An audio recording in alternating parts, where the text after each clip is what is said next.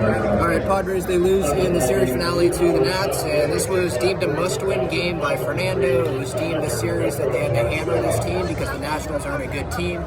And the Padres come out and they lose the last two games of the series.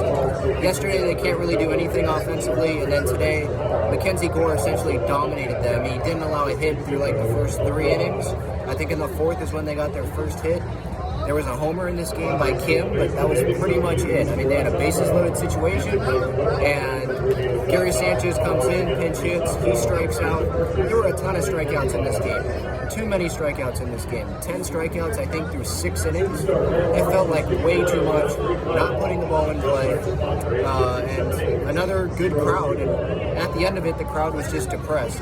And a lot of people were gone already, and I don't blame them because there's not a whole lot of things to be excited about with this team right now. Like, the fans are going to continue to show up.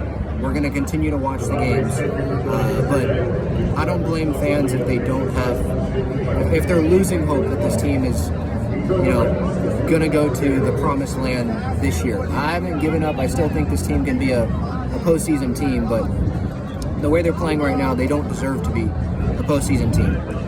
8-3 was the final score. I thought Seth Lugo pitched fine. The starting pitching was not the problem. The bullpen got hit around a little bit. Tim Hill, Brent Honeywell. Those were the hits, right? The balls down the line, the gappers. Those are the hits that the Padres should be getting, and they're not getting.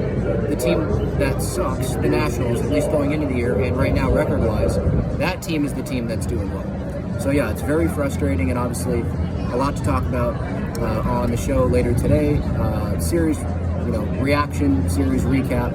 What's up next, which is a day off, and then the Pittsburgh series. I mean, it almost feels like right now, like, this series at Pittsburgh is a series that the Padres need to sweep.